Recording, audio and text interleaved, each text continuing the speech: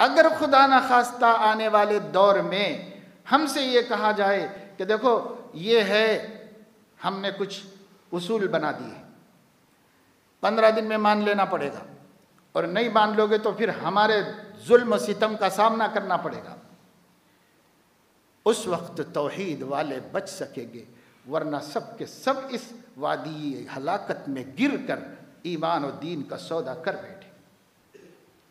کیا کر رہے ہیں آپ اپنے بچوں کو مسجد کا ادب نہیں سکھا سکے، آپ خدا کا احترام کیا سکھائیں گے؟ آپ نبی پاک صلی اللہ علیہ وسلم کی عظمت کیا سکھائیں گے؟ ان کی ایک ایک سنت کی وقعت کیا سکھائیں گے؟ اتنے بڑے مفکر حضرت مولانا ابو الحسن علی ندوی رحمۃ اللہ علیہ ہندوستان میں گزرے ہیں۔ آج سے 35 برس پہلے ملک کے بدلتے ہوئے حالات میں حضرت نے ایک تقریر کی تھی۔ اس تقریر میں یہ کہا تھا، گورنمنٹ کو خطاب کر کے، حکومت ہند کو خطاب کر کے، کہ حکومتیں سن لیں اور مسلمان سن لیں اور سب اپنا ایک نعرہ بنا لیں، ہم اس ملک میں رہیں گے، اسی ملک میں رہیں گے، لیکن نہ ہم توحید کو چھوڑیں گے، نہ عقیدے کو چھوڑیں گے، نہ نماز کو چھوڑیں گے، نہ روزے کو چھوڑیں گے، ہم ہمارے نبی کی ایک چھوٹی سی سنت بھی نہیں چھوڑیں گے، ہم تمہارے لیے مسواک بھی نہیں چھوڑیں گے، ہم تمہارے لیے ٹخنے سے اونچا کپڑا رکھنا بھی نہیں چھوڑیں گے، چھوڑیں گے کچھ بھی نہیں، عمل کریں گے نہیں کریں گے الگ بات ہے، لیکن ہم اس کے دین ہونے کا انکار کسی قیمت پر نہیں کریں گے۔ علامہ انور شاہ کشمیری رحمۃ اللہ علیہ محدث عظیم گزرے ہیں اس ملک میں، گزشتہ 500 سال میں اس پائے کا عالم عالم اسلام میں نہیں پیدا ہوا، اتنا بڑا محدث اور اتنا بڑا فقیہ، اور یہ فرماتے ہیں خوب سمجھ لو، ایک آدمی پوری زندگی میں ایک دفعے بھی مسواک نہ کرے تو کچھ بھی گناہ نہیں ہوگا، ایک مواخذہ بھی نہیں ہوگا، لیکن اگر ایک دفعے کہہ دے کہ یہ سنت نہیں ہے تو کافر ہو جائے گا، مسلمان بھی باقی نہیں رہے، اگر کہہ دے کہ سنت نہیں ہے۔ اب ایسے ایسے پیدا کر دیے گئے ہمارے درمیان میں کہ اسلامی نام رکھ کر کے کہہ رہے ہیں کہ یہ سب دین نہیں ہے، یہ دین نہیں ہے، یہ دین نہیں ہے، یہ دین نہیں ہے، تو دین ان کے باپ کی جاگیر تھوڑی ہے، دین قرآن حدیث ہے، دین ان کا کہنا نہیں ہے۔ دین میں کیا کہا جا رہا ہے؟ ایک سنت، آپ ذہن میں بٹھاؤ اس حقیقت کو، اگر ایک سنت ہے، مسواک کرنا سنت ہے، نہ فرض ہے نہ واجب ہے، اگر ایک آدمی عمر بھر میں ایک دفعے بھی مسواک نہیں کیا تو اللہ نہیں پوچھے گا کہ تو نے مسواک کیوں نہیں کی، لیکن ایک دفعے عمر بھر میں کہہ دے کہ میں اس کو سنت نہیں مانتا تو پھر وہ مسلمان ہی نہیں ہے، سیدھے جہنم میں جائے گا۔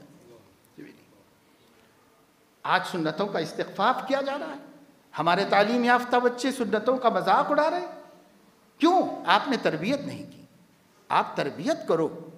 بدعملی ٹھیک ہے بھائی، میں آپ سے خطاب کر رہا ہوں، میں کون سا پارسا ہوں، میں کون سا 100% عمل کرنے والا ہوں؟ گناہ کتنے گناہ ہوتے ہوں گے، اللہ تعالیٰ ہوتے ہیں ہمارے یقین سے، اللہ معاف کرے گا۔ کسی کو ہم یہ نہیں کہہ رہے ہیں کہ صاحب گناہ کیوں کر رہا ہے تمہارا بچہ، ہم یہ نہیں کہہ رہے کہ یہ کیوں ہو رہا ہے، ہم یہ کہہ رہے ہیں آپ نے اس کا گناہ ہونا دھیان میں بٹھا دیا، اس کا برا ہونا سکھا دیا، اس کا نیکی ہونا بتا دیا، تاکہ وہ نیکی کو نیکی سمجھ کر چھوڑے تو نادم ہو، گناہ کو گناہ سمجھ کے کرے تو نادم ہو۔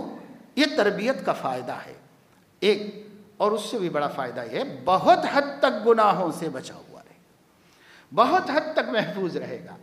کبھی کبھی غلطی ہوگی، انسان ہے، اللہ تعالیٰ نے انسانوں کو غلطی انسانوں ہی کے ساتھ جوڑی ہے، اللہ نے کرتے ہیں، غلطی ہوتی ہے، یہ نہیں ہم کہہ رہے فرشتے بن جاؤ، فرشتے کوئی بن سکتا ہے، کوئی نہیں بن سکتا سوائے انبیاء کے، کوئی ایسا نہیں ہے جس سے غلطی نہیں، غلطی کسی سے بھی ہو سکتی، خطا ہو سکتی، گناہ ہو سکتا ہے، بڑے سے بڑے گناہ کا بھی امکان ہے، لیکن اس کے باوجود وہ اللہ کا باغی نہیں بن سکتا، وہ اللہ کا نافرمان نہیں بن سکتا۔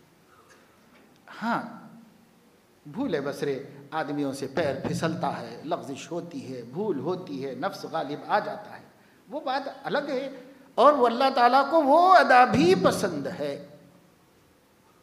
جی، حدیث کے مطابق اللہ تعالیٰ کو وہ ادا بھی پسند ہے کہ بھئی سارے بندے ہمیشہ نیکی ہی کرتے رہیں، اللہ وہ منظر بھی دیکھنا چاہتا ہے۔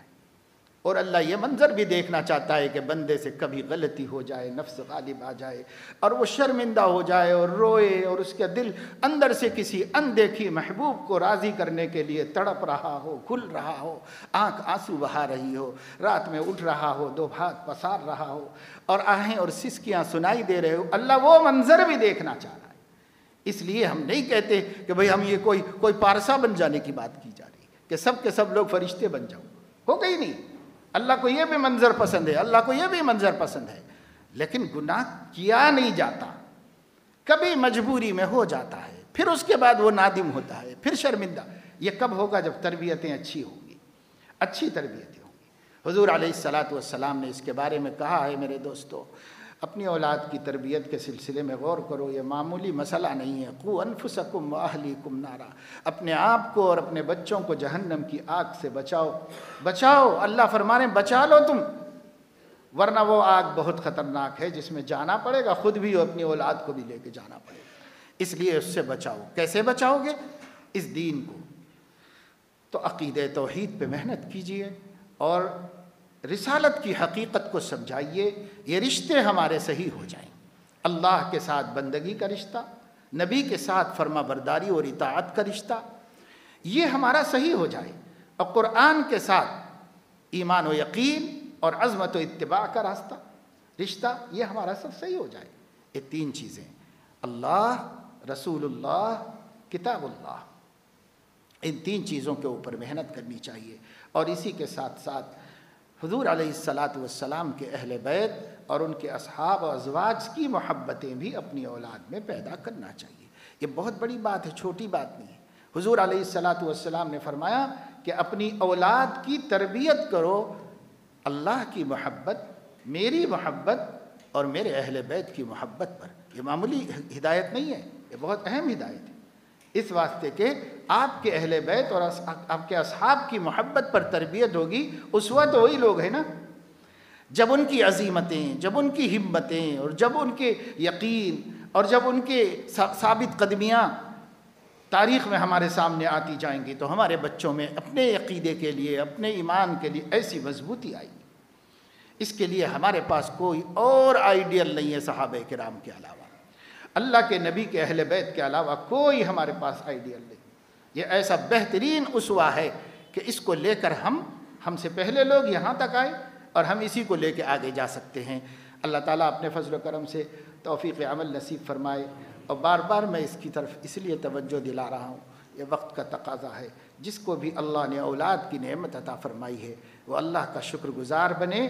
شکریہ یہی نہیں ہے کہ ان کو دیکھ کے خوش ہو جائے، شکریہ یہ ہے کہ ان کو اللہ والا بنانے کی محنت کرے اور اللہ سے اس کے رشتے کو مضبوط کرے اور محبت پیدا کرے۔ اللہ تعالی ہم سب کو توفیق عمل نصیب فرمائے۔